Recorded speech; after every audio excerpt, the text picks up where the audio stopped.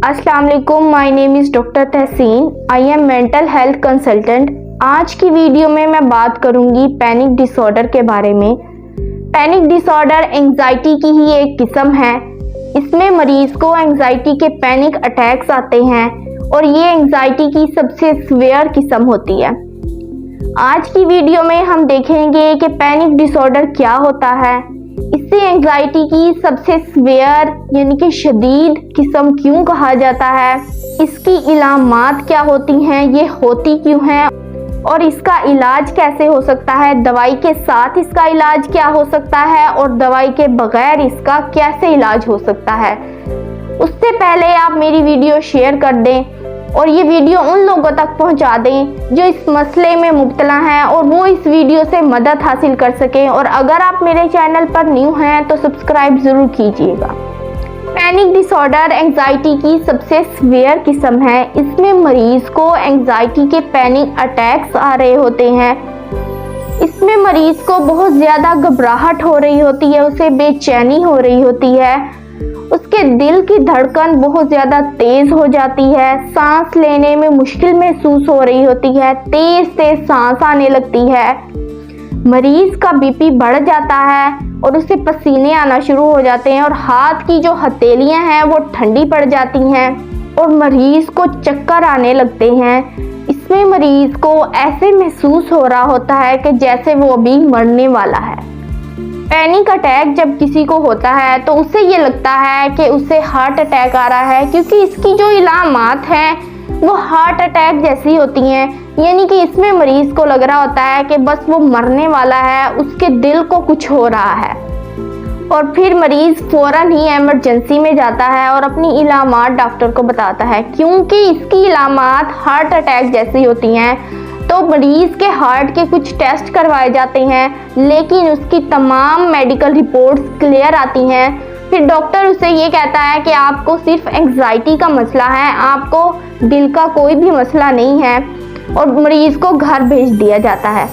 लेकिन फिर भी मरीज के दिल में ये बात होती है कि शायद डॉक्टर ने मुझे सही तरीके से चेक नहीं किया या उन्होंने मेरी इलामात को ठीक तरीके से सुना नहीं है, डॉक्टर से कोई चीज़ मिस हो गई है।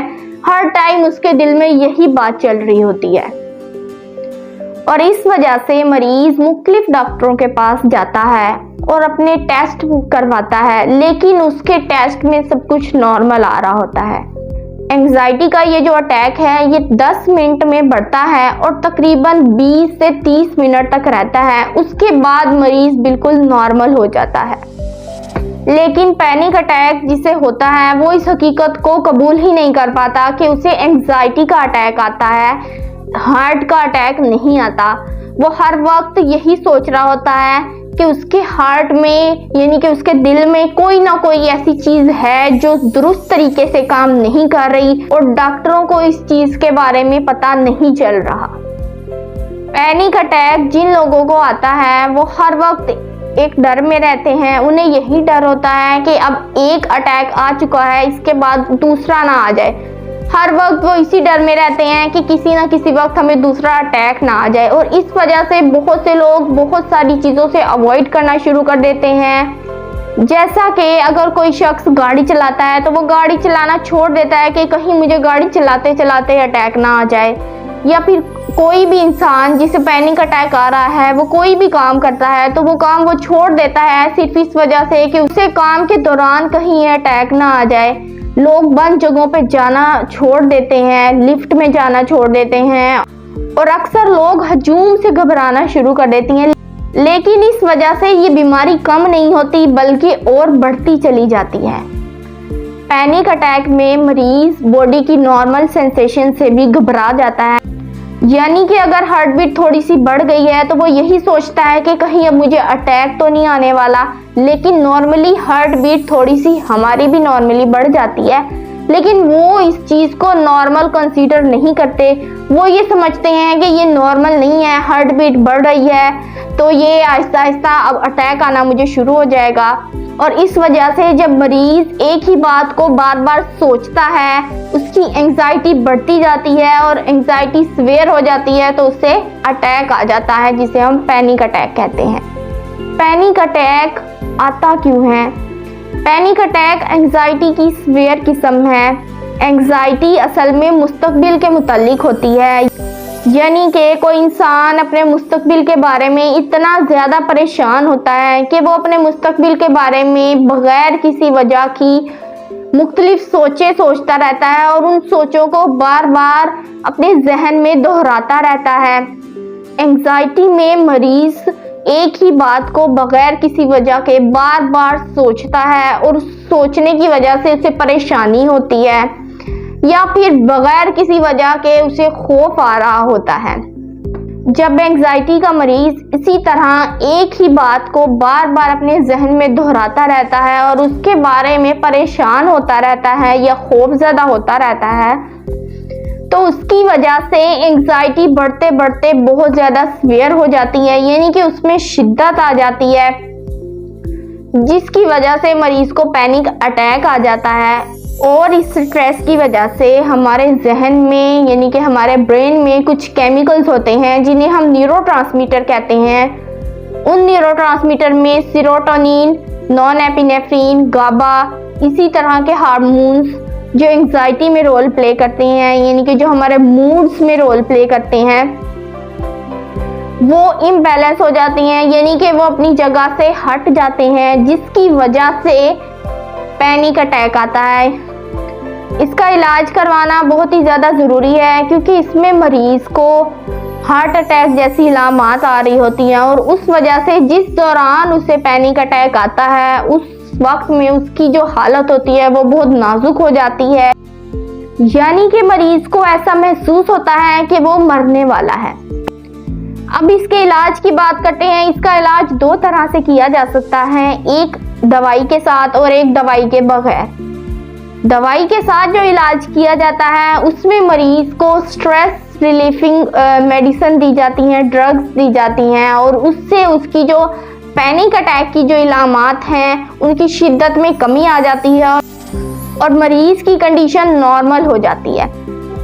लेकिन दवाई का अगर लंबे अरसे तक इस्तेमाल किया जाए तो हमारे बॉडी में उसके खिलाफ इम्यूनिटी डेवलप हो जाती है, यानी कि हमारा जिस्म उस दवाई का आदी हो जाता है, जो कि हमारे लिए नुकसानदा होता है। इसीलिए दवाइयों का लंबे अरसे तक इस्तेमाल नहीं करना चाहिए। इसमें काउंसलिंग और थेरेपी बहुत ही ज़्यादा ज़रूरी है। काउंसलिंग और थेरेपी में मरीज़ को ये बताया जाता है कि उसने उस दौरान खुद को कैसे काम डाउन करना है, खुद को रिलैक्स कैसे करना है, कैसे उस वक्त उसने डीप ब्रीथिंग करनी है, मसल रिलैक्सेशन एक्सरसाइज करनी है, अपने माइंड को उसने कैसे डाइवर्ट करना है। ये सारी टेक्निक्स मरीज को सिखाई जाती हैं, थेरेपीज की जाती हैं, उनकी काउंसलिंग की जाती है।